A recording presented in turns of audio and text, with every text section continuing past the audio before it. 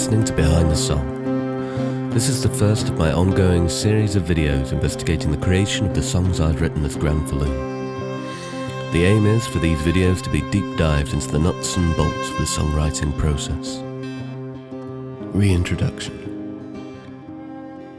In 2022, I released the first volume of the Calendar Project, an album drawing from the 52 songs that I wrote in 2014. The idea arose as part of a songwriting challenge I'd engaged in with another mystery songwriter. The project will hopefully complete with the final of the 3 installments Calendar 3 arriving at the end of this year. You can read more about how the project grew from its conception here in the very first behind the album post that I wrote about the project.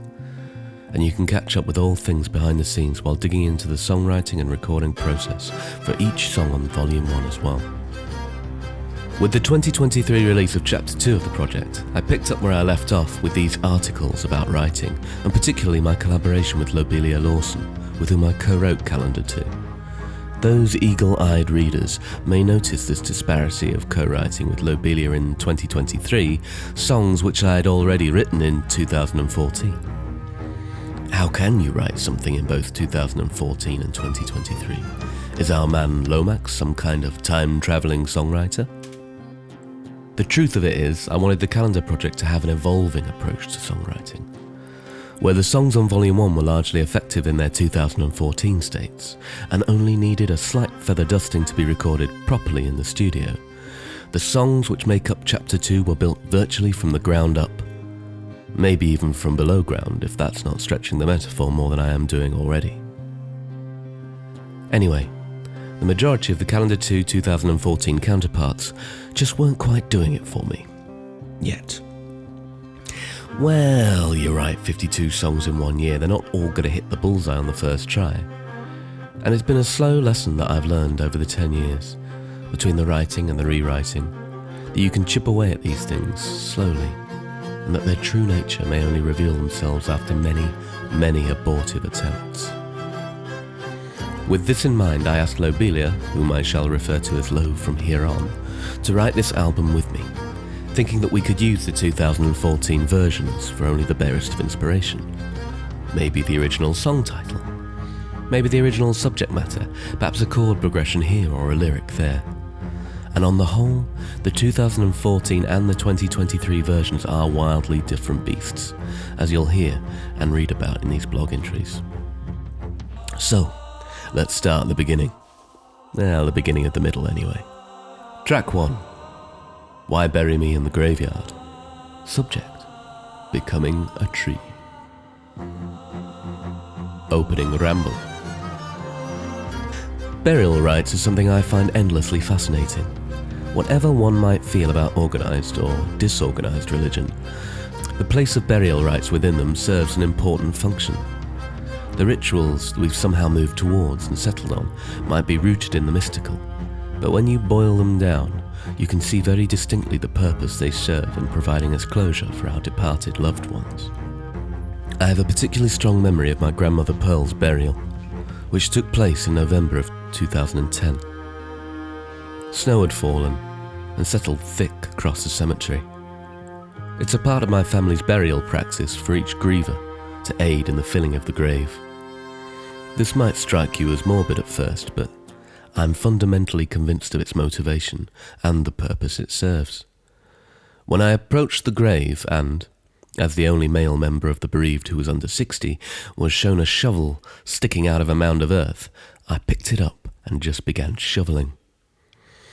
Common practice is for you to only do 1 or 2 ceremonial shovelings, but in almost a fugue state I began shoveling and I didn't stop. The manual labour of displacing the earth, the sweat pouring off of me, the heat that I felt. My fingers were still numb, but the snow didn't bother me in the slightest, and afterwards I felt a great refreshment. Catharsis is a word that gets tossed around too lightly, but that's how I'd describe it. One of the few moments in my life that I felt true catharsis. Since that day, I've been utterly convinced that funerals and all of the accoutrement that goes with them are necessary to the functioning of the human brain and its processing of the concept of death. Writing in 2014. The deadline for the original version of this song was the 19th of March 2014, which means that this was the 11th song that I wrote that year. Let's dust off the journal and see what that says. Chosen by the mystery partner in this Song a Week challenge, I think because when I asked for the topic, the only thing they could see was a road and a tree. Luckily, another one of those wonderful moments of happenstance occurred to save us from a boring, descriptive song about the willow tree in Avon Park. A friend of mine happened to mention that when they died, their wish was to be cremated and turned into a tree, which apparently is something you can do nowadays. The cogs started a-whirring and soon enough, the song was written. So, my mystery partner in this songwriting challenge chose for us to write about a tree. Inspiring stuff. In 2014, I believe I was fully ensconced in my South Manchester life, but I was popping back regularly to my spiritual home of Preston, and especially to the erstwhile Mad Ferret. It would have been the week leading up to the 19th of March that I visited Preston, and it's highly probable that I was playing a show that night. I remember falling into a long discussion with my friend Charlotte about burial practices, and she introduced me to this idea that she was keen on. That, instead of being buried in a cemetery or cremated when she died, Charlotte wanted to be planted as a tree. Well, it's certainly a romantic notion, and one filled with all the good intentions of doing good that we crave in this environmentally conscious age. I like the notion. It seemed like fertile ground for a song. I'm fairly certain that I sat down to write the song on a Sunday. In a year, when you're planning on writing a song every week, you have to keep a fairly tight schedule, and you can't really afford to take any sick days. However, I remember coming down with a downright bloody horrendous whooping cough that week. Oh, I was a little hoarse, all right. And if I can track down the original recording, you'll be able to hear my best pony impersonations. This will definitely have affected my writing process, not least because I tend to sing the parts I'm thinking of, and if I'm not able to do that, it will have a limiting effect. That certainly explains the rather limited melodic movements of the verse from D minor to A major. Not that there's anything wrong with two-chord songs. Some of my best friends have been two-chord songs. Listening back to the original 2014 recording, I quite like the three-note motif that establishes the verse, before moving into a climbing section and repeating the first line. It's very nice, but it does get needlessly clumsy on the lyrical front. It seems that I'm desperate to tell anyone listening how many species of tree I can name. Bartek oak, willow, spruce, Bosnian pine. You want famous trees? Caesar tethered his horse to a tree once. Shakespeare probably wrote about them in some play or a sonnet or something, right? It appears that I go into freeform autopilot on the middle 8 as well, sacking off any melody at all in favour of the spoken word section. This may be down to my bout of manfluenza that week, but it's more likely that I just couldn't be bothered to make that section particularly melodic. Do you want to hear?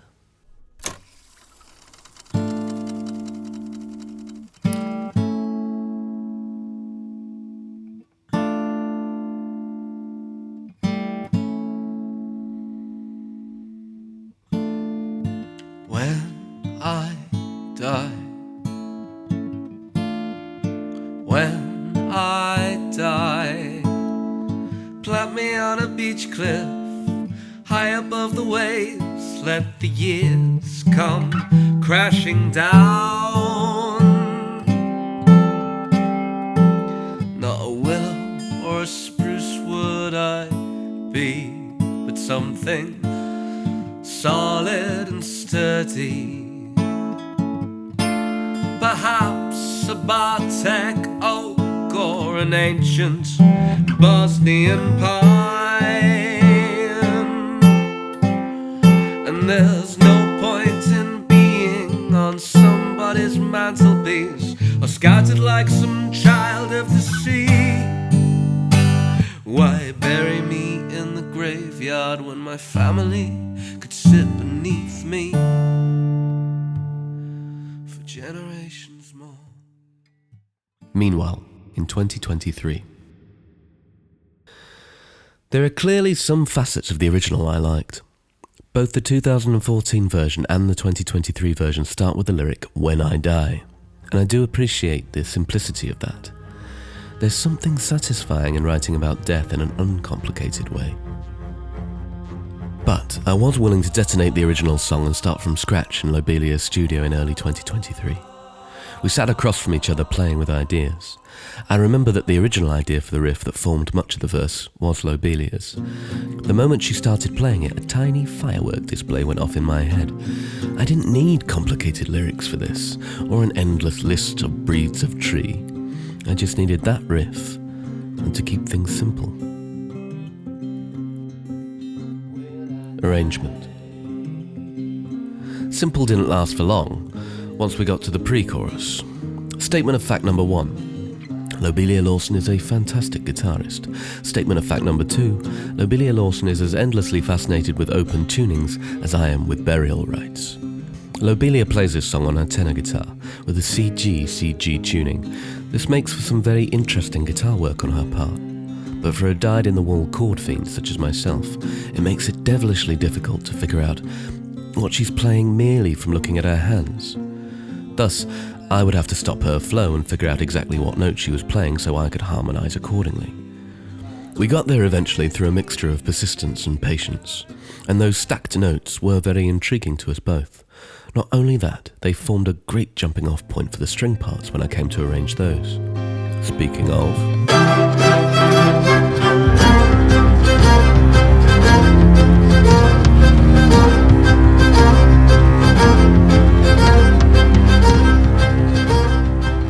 I'd love to say I knew what I was doing, that there are considered theoretical reasons behind my string arrangement for Why Bury Me.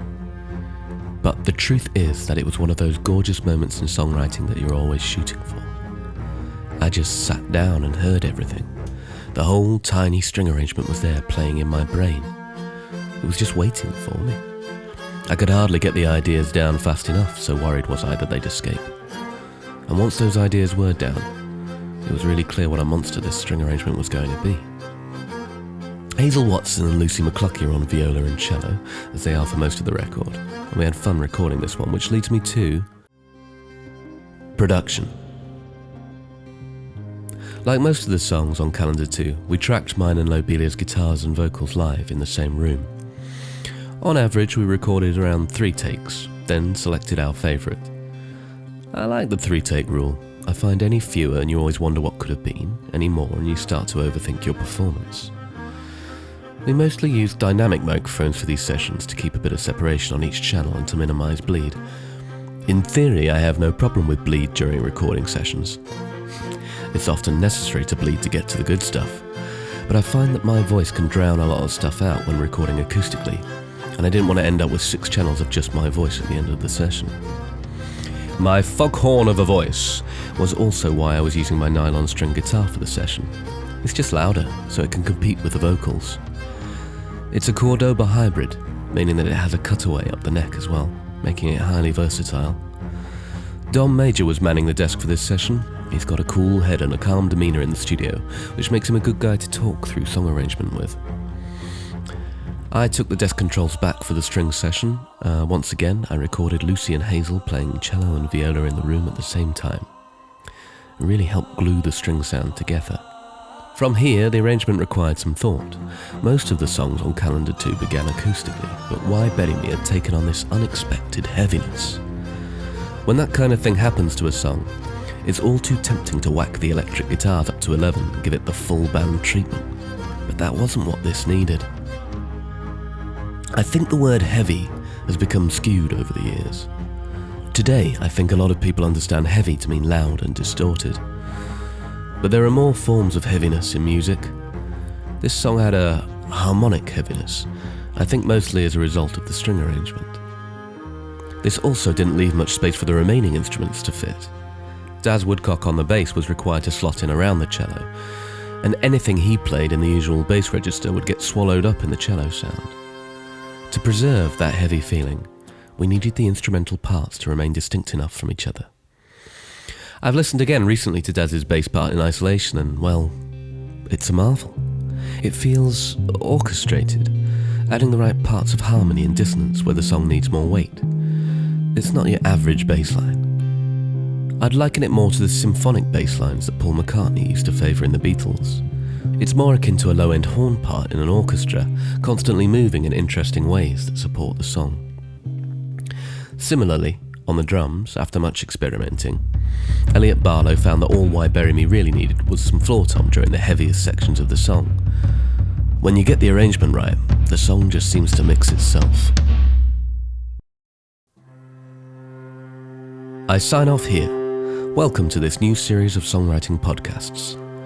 I'll be releasing them for the next few Granfalloon singles. The incredible humans that make up my Patreon and Bandcamp subscribers can also look forward to early access to the written blogs, as well as more exclusive video content. Thanks for listening. See you soon.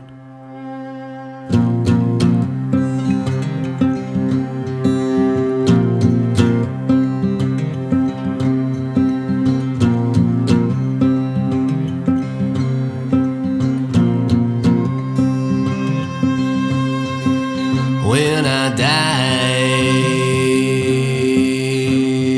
plant me on a beach cliff right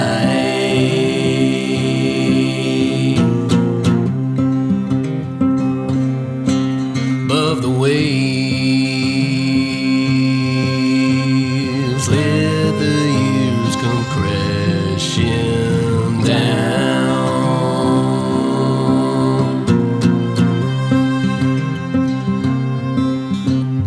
No sense in being on somebody's mantle, or scattered like a child of the sea. Why bury me in the graveyard? Why bury me in the graveyard? Why bury me in the graveyard when my family could sit with me? When my family could sit with me.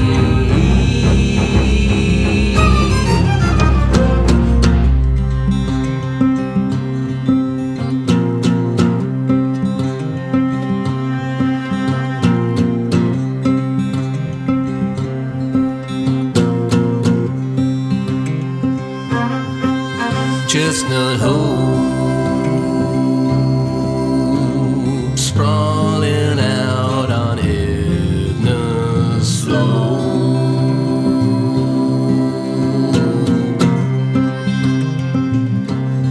Glastonb'ry thorn,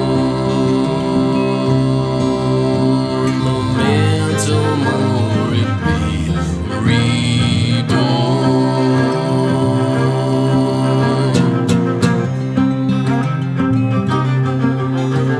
There's no sense in being on somebody's mantle, or scattered like a child of the sea. Why bury me in the graveyard? Why bury me in the graveyard? Why bury me in the graveyard when my family could sit with me? When my family could sit with me. When my family could sit with me. When my family could sit with me.